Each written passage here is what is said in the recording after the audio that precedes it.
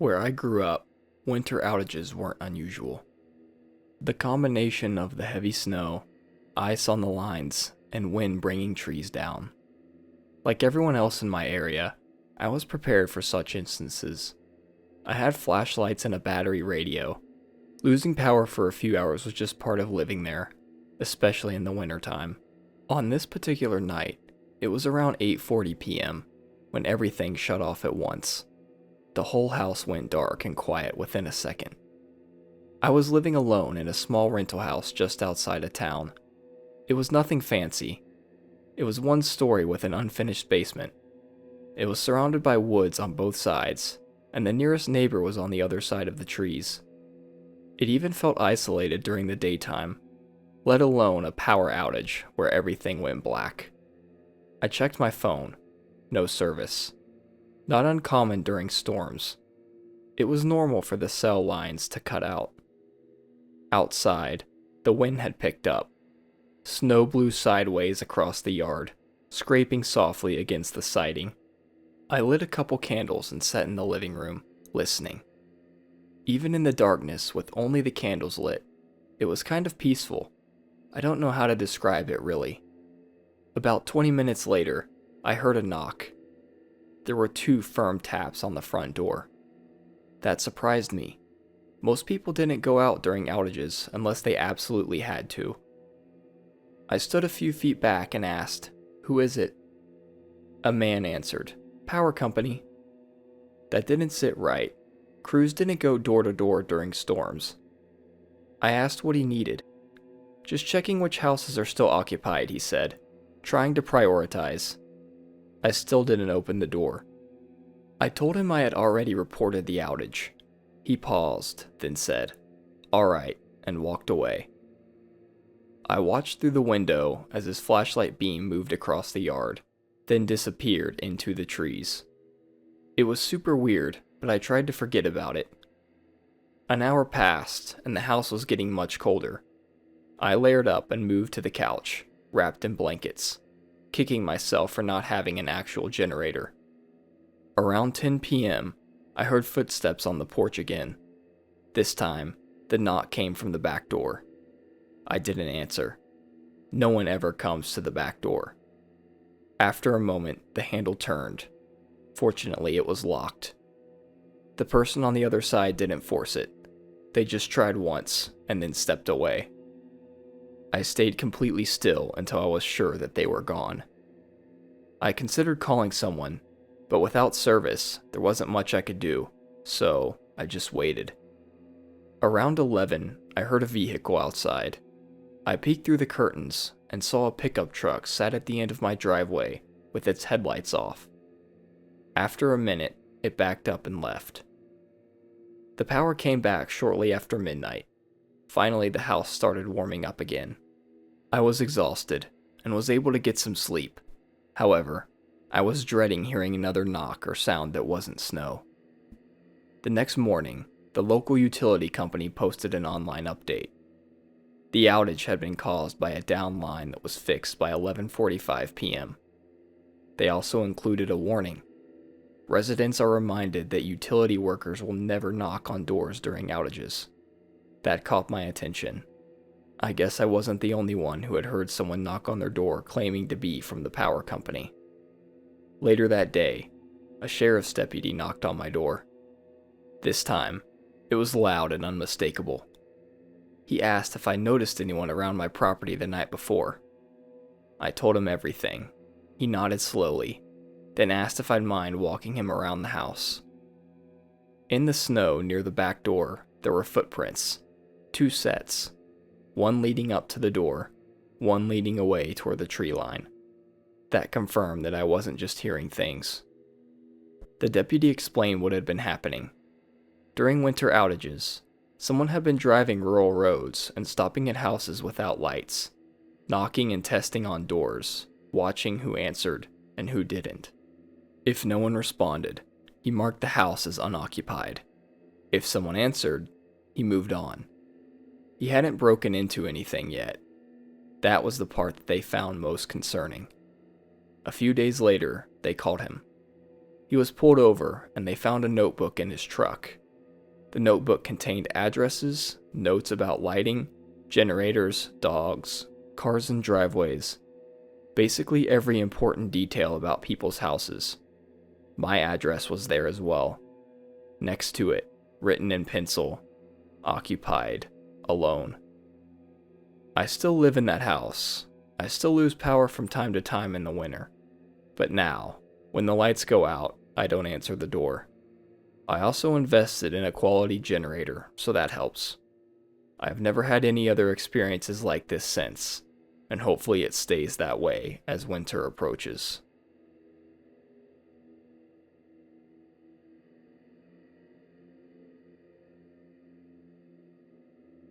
I used to work at a small ski resort in Colorado during the wintertime. It wasn't one of the big resorts everyone knows about and travels from around the country to visit. It had a handful of lifts and was for the most part locals or people from the nearby area. By Christmas week, staffing was getting thin. People were calling out and leaving early. On slow days, they would shut down whole sections of the mountain before dark, which was kind of unusual. This happened in early January, during a stretch of bitter cold that kept most visitors away. That afternoon, I was assigned to help close Chair 4, an older lift that serviced a long, winding run through trees. It wasn't steep or dangerous, just remote. If you took it late, you had a long ride down with no easy way out. The temperature was dropping fast, and the wind picked up. We were certainly going to get a decent amount of snow that night. At 4:45 p.m., the supervisor radioed, "Last chair in 15. Most people cleared out without issue, except one. A single skier slid up to the gate just as we were ready to shut it down. He was maybe in his mid-30s. He had the most basic jacket and ski equipment I've ever seen. He didn't look like a tourist. I told him it was the last ride. "That's fine," he said. "I'll take it." I hesitated. "You know this run takes a while, right? It's going to be dark soon." He nodded. "I'm not in a hurry." That phrasing bothered me. Something about his tone was kind of unsettling. Like it was almost emotionless. But there was no rule against letting him on. I opened the gate, and he loaded the chair alone. I watched him ride up until the chair disappeared into the trees. Normally, that would be the end of it. But about 10 minutes later, lift ops radioed down again. "Has anyone seen a skier come down from Chair 4 yet?" they said. I said no. Neither had anyone else. By the time dusk settled in, the temperature had dropped below zero. The sky went flat and gray. Ski patrol went up to sweep the run, as was the normal protocol. I stayed at the base, helping shut down equipment. 20 minutes passed, then 30, and then patrol radioed in. "We're not finding any tracks." That didn't make any sense, considering fresh snow hadn't fallen since morning. Tracks should have been obvious. Patrol had to go back up. This time, they found something. A single set of ski tracks, but not leading downhill. They led off the groomed run and into the trees, away from the mountain. Search protocol kicked in now, or we had to make sure that no one was hurt and needing help, so we all had to help search. Other than the set of ski tracks leading off into the trees away from the resort, there was no sign of him. It almost seemed like he had just vanished and left the ski tracks behind. Around 8 p.m., they found his skis, placed neatly against a tree. The sheriff's department took over after that. They found footprints leading farther into the woods for miles. The deputies said the tracks were indicative of walking, not running, meaning he truly wasn't in a hurry, just like he had told me. The man was found the next morning. He was 3 miles from the resort, walking on a plowed service road. He had no injuries and somehow didn't have frostbite either. He told them he had taken the lift intentionally and that he liked walking alone in the cold. When they asked why he left his skis behind, he shrugged. "I don't know. I guess I didn't need them," he said. He just walked out of the mountain without being seen until hours later. I still don't know if that guy had some kind of mental disorder or needed help, or if he genuinely wanted to hike in the mountains by the resort. Either way, the whole situation was odd. This is just one of those weird and unexplainable events that comes up in my mind from time to time.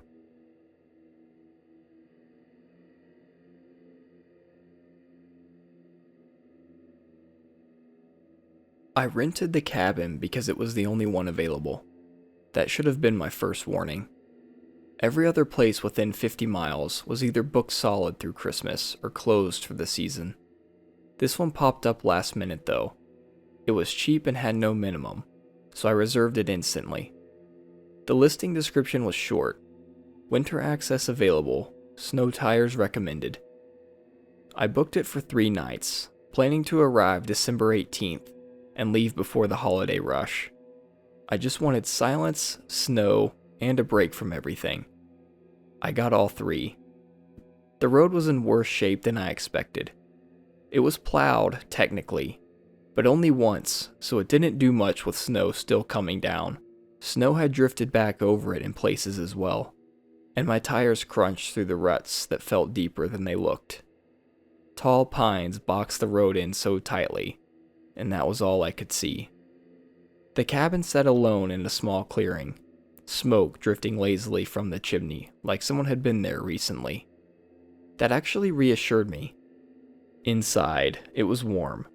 The heat was already running, and the lights were on. A lamp was glowing in the corner, like it had been left that way on purpose. I set my bag down and stood still for a moment, listening. Nothing. No ticking pipes, no wind through the walls, just that deep winter quiet that I was looking for. It was almost too perfect. The first night passed without incident. Snow started falling around dusk and didn't stop. Thick, steady flakes that erased the road faster than I could track it through the window. By midnight, the cabin felt completely cut off. That's when I heard a vehicle. Not close, but distant.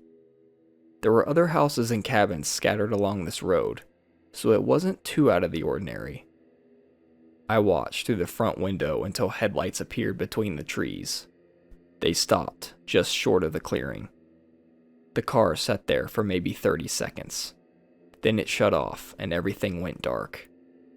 I didn't see anyone get out, but I waited, trying to see if I could see what was going on.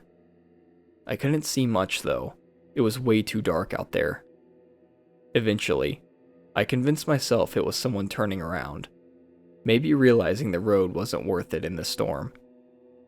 I ended up just going to bed and forgetting about it. In the morning, the snowfall had stopped. The world outside looked buried and untouched. Almost. There were tire tracks in the road, but only halfway up the drive. They came in, stopped near the tree line, and reversed back out. Then I remembered that car I had seen last night. I checked the listing again online. There was no mention of neighbors or shared access, although I thought I could see other cabins on the drive up. I messaged the owner, asking if someone had stopped by during the night. I never got a response. That afternoon, I shoveled the porch and part of the path to the road. As I worked, I noticed something else. Boot prints. Not from the road to the cabin, but along the side of it. They circled the structure once. Whoever made them had intentionally avoided the porch and the door. They'd walked just far enough away to stay out of view from the windows. That night, the temperature dropped hard. The wind started picking up around sunset, rattling branches and pushing snow against the walls in dull, hollow thumps. I locked the doors and made sure everything was secure. I was watching TV on the couch in the living room when I heard it. Footsteps, unmistakably. Not on the porch, but behind the cabin. Slow, crunching sounds, paced evenly like someone was walking without urgency. I stood near the windows, but didn't look out right away, afraid of what I might see. When I finally did, I saw a flashlight beam sweep across the snow, low to the ground, almost as if they were looking for something in the snow.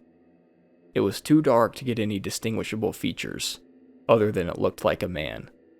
I watched him for a while until the light disappeared behind the trees. I stood at the window, looking around for a while. I was scared he would walk up to the door with the flashlight off, but then I noticed it, much closer this time. I heard a knock, not on the front door, but on the side wall near the bedroom. I stayed completely still. I knew it hadn't been an accident. That person was right next to the cabin now. The flashlight beam moved around some more as I tried to hide while still looking out the window. Eventually, it shut off again and all noises stopped. I didn't sleep that entire night. Just before dawn, I heard the vehicle again. It was back. I heard the engine start and slowly make its way back down the road, away from the cabin. When daylight came, I went outside. Fresh snow had fallen overnight, but not enough to hide everything. There were new footprints this time. They came from the road and walked behind the cabin and stopped beneath the bedroom window, then returned the same way back toward the road. I packed all my stuff immediately. I made it home before the next storm hit, fortunately. I tried once again to get a hold of the host and see if I could figure out what was going on, but I could never get in contact with him. Christmas came and went, and everything was normal.